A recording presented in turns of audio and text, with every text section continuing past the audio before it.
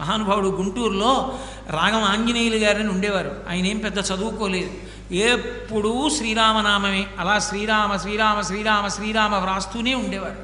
ఆఖరికి ఆయన ఆ పుస్తకాలన్నీ రామనామం రాసినవన్నీ బండిలో పెట్టుకుని రామనామ జపం చేస్తూ భద్రాచలం వెళ్ళారు. భద్రాచలం వెళ్ళి ఆ రోజు సాయంకాలం రామచంద్రమూర్తి యొక్క దేవాలయంలో రామనామం ఇచ్చేద్దాం అనుకున్నారు. ఇవాళ ఎందుకులేండి, ఇక్కడ ఏదో సప్తాహం చేద్దాం అనుకుంటున్నాం కదా, రేపిద్దాం, ఏకాదశి వస్తుంది కదా అన్నారు. ఏమోనయా ఏ క్షణం ఎవడికి తెలుసు, ఇచ్చేసేద్దామన్నారు.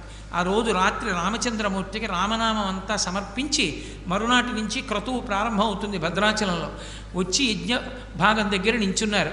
లోపల రామచంద్రమూర్తి దేవాలయంలో గంటలు మోగి అక్కడికి దగ్గరలోంచి ఆ స్వామి వైభవం, ఆ కీర్తన వినపడుతూ నీరాజనం కనపడుతోంది. ఆ నీరాజనం వంక చూస్తూ అలాగే నిలబడి రామ రామ రామ అంటూ శరీరం వదిలేశారు.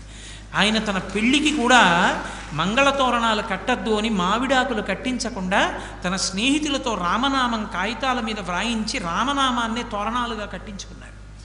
అంత రామనామోపాసకులు ఎంతమందో, నా దగ్గర ఎన్ని పుస్తకాలు ఉన్నాయో చరిత్రలో.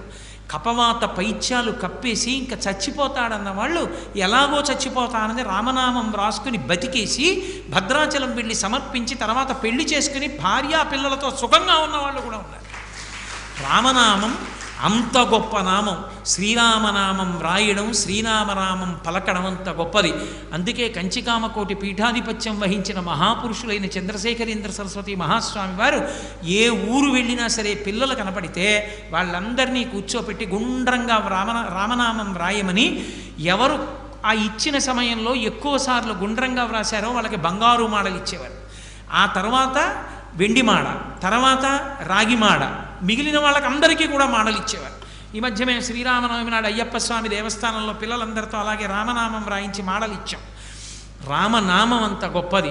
రామనామం ఎంతకాలము చెప్పబడుతుందో, రామాయణము ఎంతకాలము చదవబడుతుందో, రామచంద్రమూర్తిని మనం ఎంతకాలం అనువర్తిస్తామో, రాముణ్ణి ఆదర్శంగా తీసుకుని బ్రతుకుతామో అంతకాలం శ్రీరామరాజ్యం విలసిల్లుతుంది, లోకమంతా సుభిక్షంగా ఉంటుంది.